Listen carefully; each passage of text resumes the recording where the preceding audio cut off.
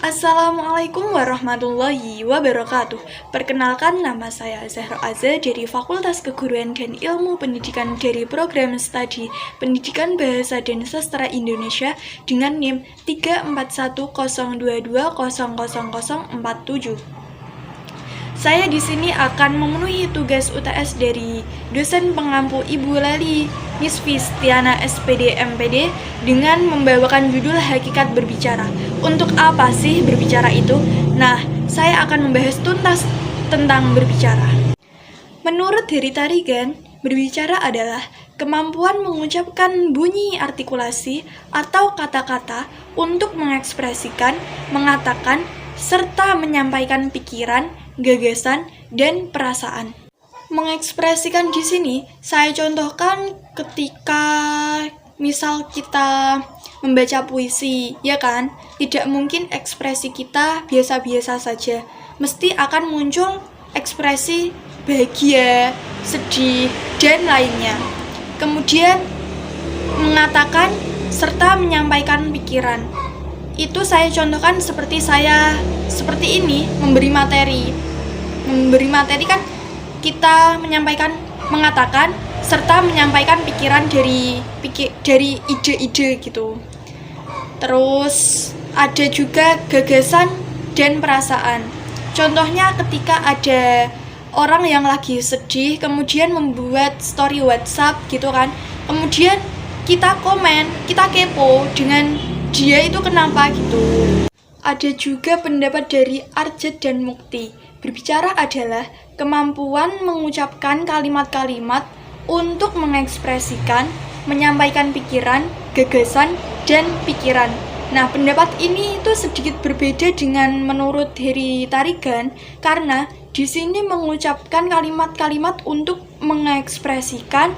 Jadi sebelum mengucapkan itu sudah mempunyai susunan kalimat-kalimat yang akan diucapkan dan diekspresikan. Kemudian tujuan berbicara. Tentunya tujuan berbicara adalah untuk berkomunikasi. Ada juga menurut Jago Tarigan terdapat 4 golongan, yaitu yang pertama menghibur, yang kedua menginformasikan, yang ketiga menstimulasi, dan yang terakhir menggerakkan.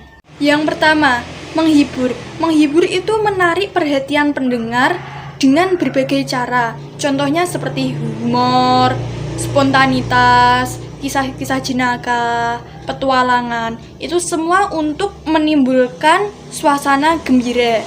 Terus yang kedua, menginformasikan. Menginformasikan itu berbicara melaporkan yang dilaksanakan seseorang yang ingin menjelaskan suatu proses. Contohnya menguraikan, menafsirkan, dan sebagainya. Intinya menginformasikan itu mendeskripsikan sesuatu atau menafsirkan. Terus yang ketiga menstimulasi. Menstimulasi untuk hal yang jauh lebih kompleks dari tujuan berbicara lainnya. Karena hal seperti ini harus pintar merayu. Nah, ini lebih kepada teks karena ada maksud untuk disampaikan. Yang keempat, menggerakkan. Menggerakkan pembicara yang berwibawa, panutan, atau tokoh idola masyarakat seperti petinggi melalui kepintarannya dalam berbicara. Contohnya seperti pencalonan presiden. Terus lanjut ke jenis-jenis berbicara. Nah, jenis-jenis berbicara itu menurut Guntur Tarigan ada beberapa kategori. Yang pertama, berbicara di depan umum. Yang kedua, diskusi kelompok. Yang ketiga, debat. Yang pertama, berbicara di depan umum. Berbicara di depan umum itu meliputi berbicara dalam situasi yang bersifat informatif. Contohnya penjemputan maba ke fakultas kayak kemarin. Terus ada juga dalam situasi membujuk seperti ada promo di Alfamart dan Indomaret. Gitu sifatnya membujuk. Terus ada lagi situasi dalam perundingan. itu seperti kemarin pemilihan komting. Yang kedua, diskusi kelompok. Nah, dalam berbicara diskusi kelompok itu terbagi dua kelompok kegiatan. Yang pertama kelompok resmi, yang kedua kelompok tidak resmi. Nah, yang kelompok resmi itu contohnya mengajar di sekolah kayak PPL gitu. Yang kedua kelompok tidak resmi, contohnya seperti anak pang. Intinya itu yang tidak bersifat akademis. Kemudian yang ketiga, debat. Debat itu ada 3, yaitu debat parlementer atau majelis yang dilaksanakan di pengadilan. Yang kedua, debat pemeriksaan ulang. Yang ketiga, debat formal, konversional, atau debat pendidikan. Selanjutnya, faktor-faktor yang mempengaruhi efektivitas berbicara. Untuk menjadi pembicara yang baik, harus menguasai masalah yang sedang dibicarakan dan harus berbicara dengan jelas dan tepat. Ada beberapa faktor yang harus diperhatikan oleh pembicara untuk keefektifan berbicara, yaitu faktor kebahasaan dan faktor non-kebahasaan. Faktor kebahasaan meliputi ketetapan ucapan, penempatan tekanan, dan nada sandi. Kalau faktor non-kebahasaan meliputi sikap yang wajar, tenang, dan tidak kaku. Kemudian, ciri-ciri pembicara ideal apa saja sih?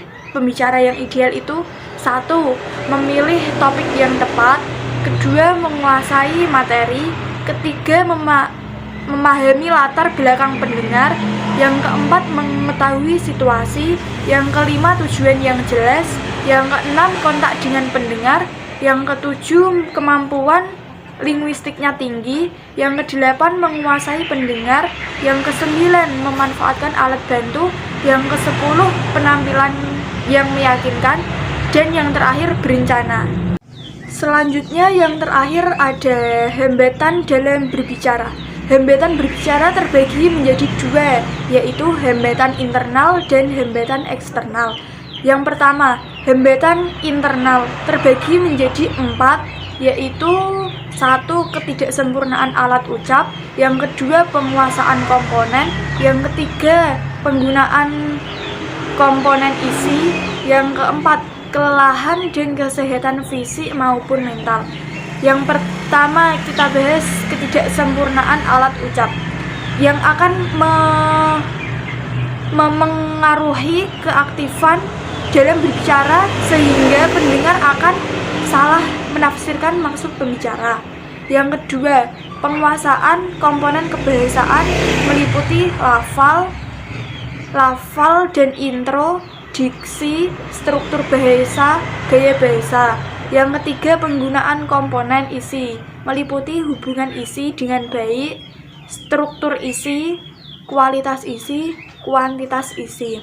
Yang keempat, kelelahan dan kesehatan fisik maupun mental. Dan ada juga hambatan eksternal yang meliputi suara atau bunyi, kondisi ruangan, media, pengetahuan pendengar. Jadi, kesimpulan yang saya bahas tadi itu, berbicara itu lebih daripada sekedar mengucapkan bunyi atau kata-kata saja, melainkan suatu alat untuk mengkomunikasikan gagasan yang disusun serta dikembangkan sesuai dengan kebutuhan pendengar dan penyimak. Cukup itu yang saya jelaskan. Kurang lebihnya mohon maaf apabila ada tutur kata yang kurang berkenan di hati. Saya pribadi mohon maaf yang sebesar-besarnya. Wallahul muwaffiq ila aqwamit thoriq. Wassalamualaikum warahmatullahi wabarakatuh.